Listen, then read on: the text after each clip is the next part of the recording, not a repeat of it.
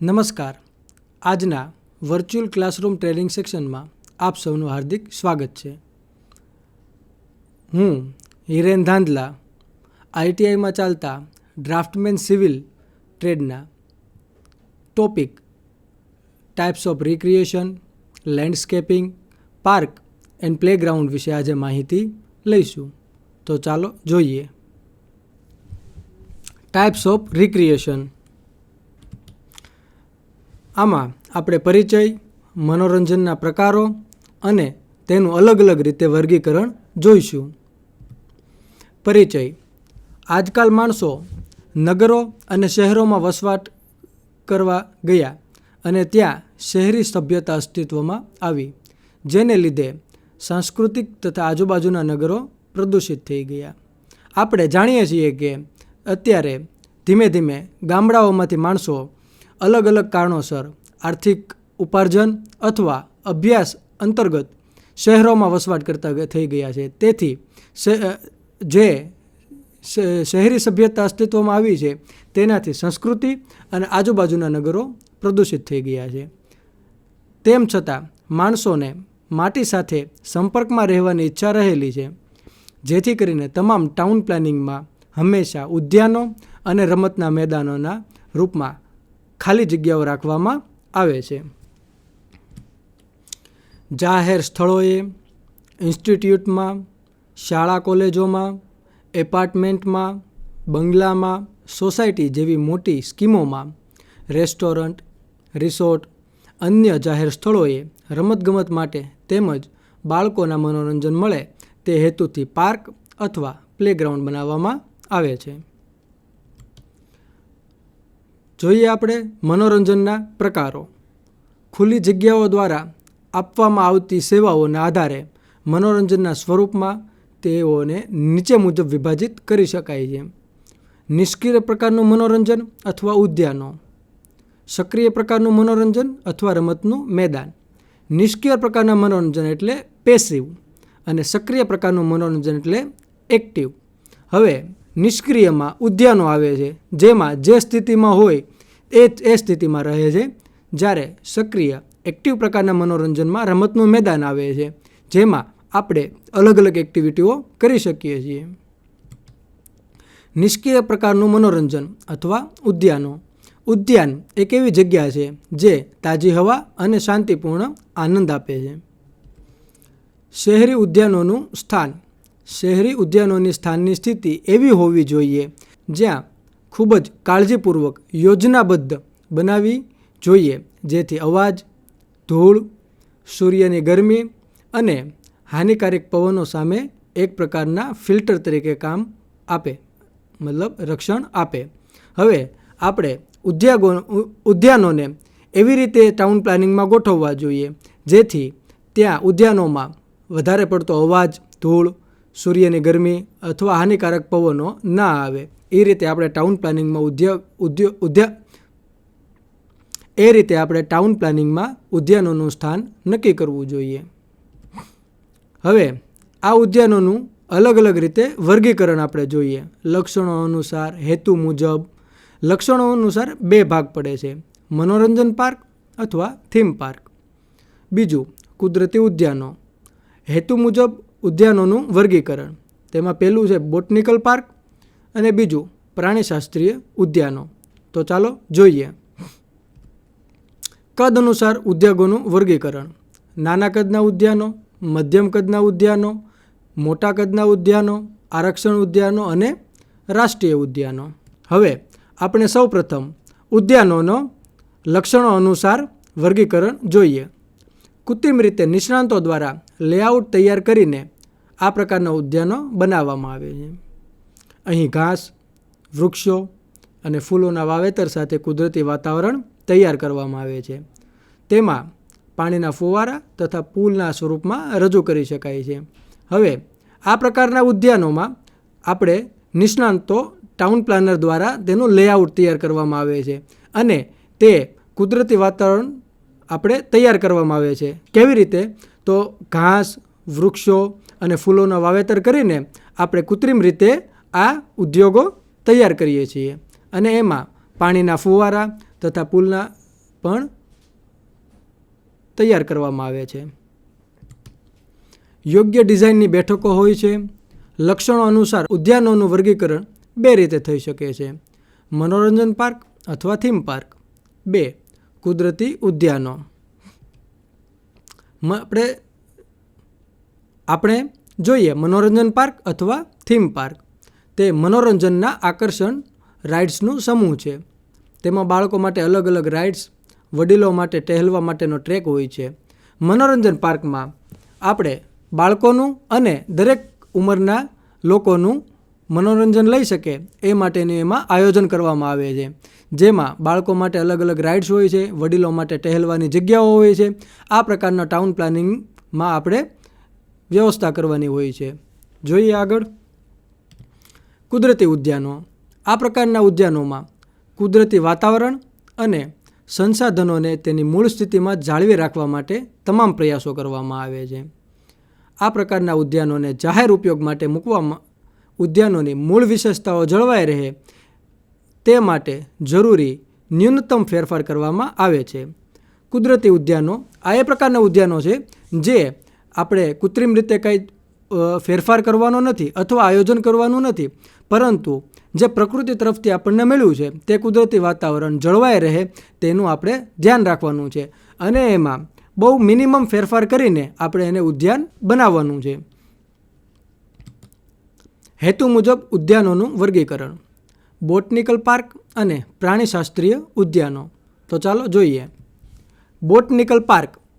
આ ઉદ્યાનોમાં મુખ્યત્વે છોડના નમૂનાઓનો અભ્યાસ કરવામાં આવે છે, પરંતુ અહીંયા વાતાવરણને સુંદર વૃક્ષો, ફૂલો અને લોનની હાજરી દ્વારા વધુ સુખદ અને આકર્ષક બનાવવામાં આવે છે. આ પ્રકારના પાર્કમાં અલગ અલગ છોડના નમૂનાઓ લઈને એનો અભ્યાસ કરવામાં આવે છે અને સાથે એમાં સુંદર અને આકર્ષક બનાવવામાં આવે છે. પ્રાણીશાસ્ત્રીય ઉદ્યાનો.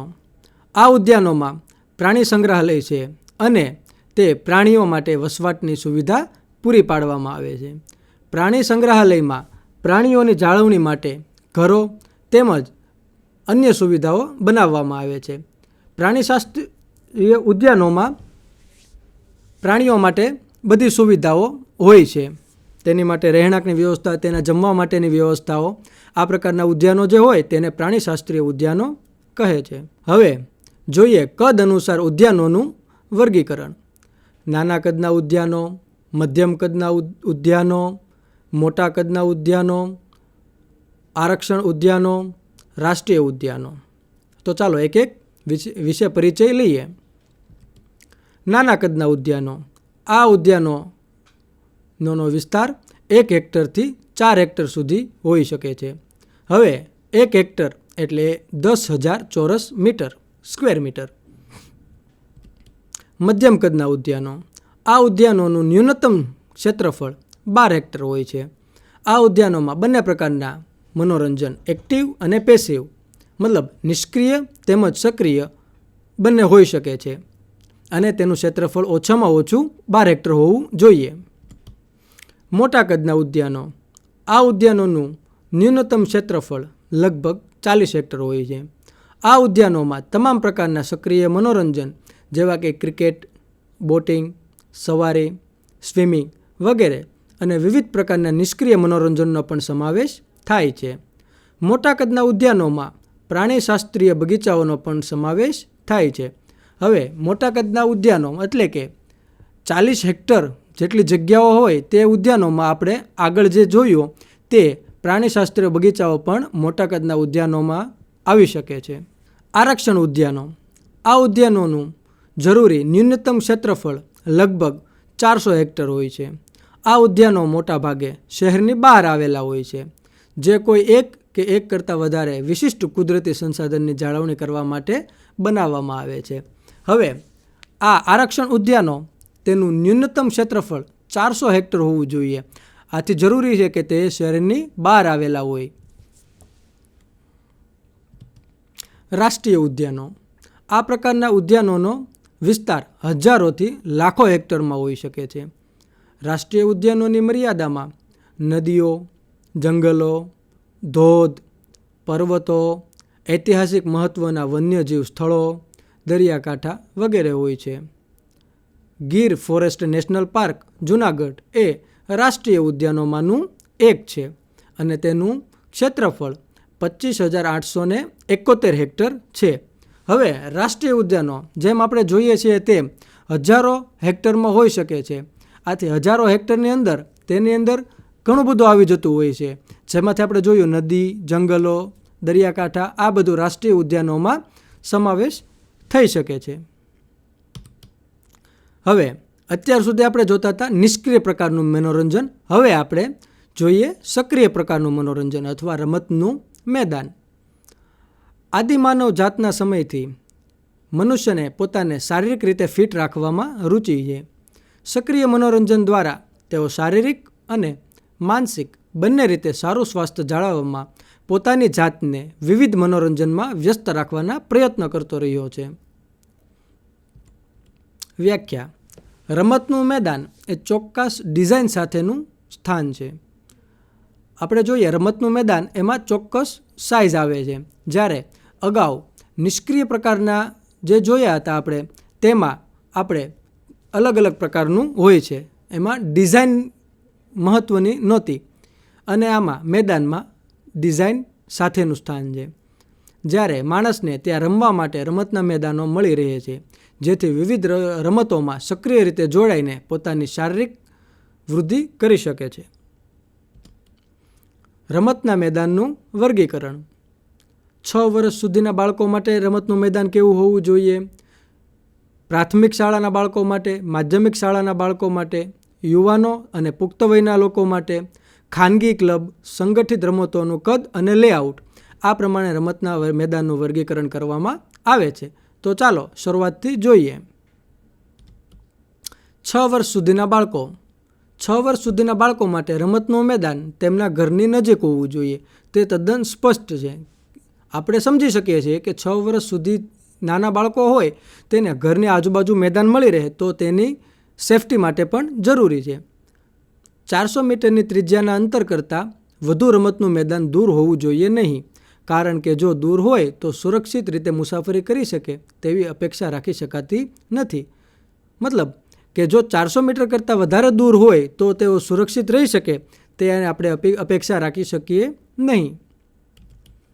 રમતનું મેદાન. બીજું, આ 6 વર્ષથી નાના બાળકો હોય તેના માટે રમતનું મેદાન ચારે બાજુ સલામતી માટે ફેન્સિંગ અને વધારે સલામતી માટે બાળકો જ્યારે રમે ત્યાં દેખરેખ એટલે કે સુપરવિઝન રાખવી જરૂરી છે. સામાન્ય જોગવાઈ 0.13 હેક્ટર 1000 બાળકો દીઠ હોય છે. મતલબ 1000 બાળકોએ 0.13 હેક્ટર જેટલી મેદાનો હોવું જોઈએ. શાળાના બાળકો. શાળાના બાળકોમાં આપણે પ્રાથમિક અને માધ્યમિક બંનેનું જોઈશું. દરેક શાળાને પોતાનું રમતનું મેદાન હોવું જોઈએ. પ્રાથમિક શાળાઓ માટે જરૂરી જમીન રમતનું મેદાન 0.40 હેક્ટર પ્રતિ 1000 વિદ્યાર્થીઓ અને માધ્યમિક શાળામાં લગભગ 1.20 હેક્ટર પ્રતિ 1000 વિદ્યાર્થીઓ છે. પુખ્ત વયના તથા યુવાનો માટે મેદાન 3 કિલોમીટર અથવા તેથી વધુ જમીનની જોગવાઈ આ શ્રેણીમાં હોવી જોઈએ. 1000 વસ્તી દીઠ 1 હેક્ટર જરૂરી છે. મતલબ યુવાનો અને પુખ્ત વયના લોકો માટે જોગવાઈ છે 1 હેક્ટર.